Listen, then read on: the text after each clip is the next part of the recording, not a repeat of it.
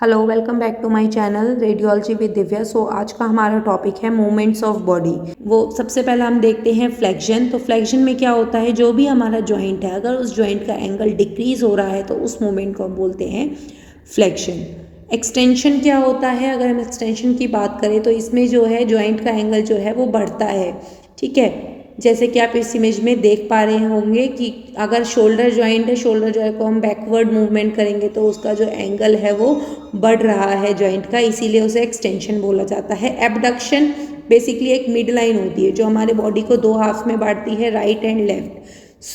अगर हमारा जो मूवमेंट है वो बॉडी से दूर जा रहा है उसको हम बोलते हैं एबडक्शन। एंड अगर यहीं पे हम बात करें एडक्शन की, तो वही मूवमेंट अगर जो मूवमेंट है वो बॉडी के तरफ है, मतलब जो बॉडी का एक्सिस है उसके तरफ है, टुवर्ड्स है, तो उसे हम बोलेंगे एडक्शन।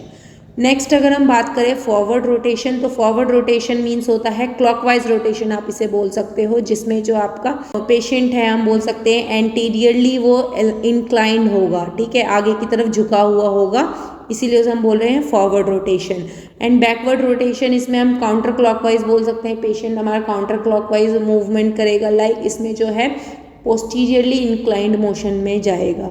सर्कमडक्शन बेसिकली आपका ओवरऑल मूवमेंट होता है, ठीक है, जिसमें आप सर्कुलर पैटर्न में कोई भी मूवमेंट करते हो उसे हम बोलते हैं सर्कमडक्शन।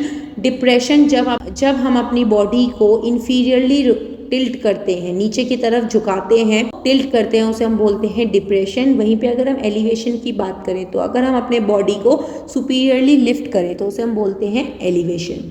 प्लांटर फ्लेक्शन क्या होता है? प्लांटर फ्लेक्शन होता है जब हमारा जो टोज है या फुट है वो आपका डाउनवर्ड टिल्ट हो जाए, that is plantar flexion. And dorsiflexion, जब हमारा जो फुट है एंड टो है हमारा अपवर्ड पॉइंट करे तो उसे हम बोलते हैं डॉर्सीफ्लेक्शन।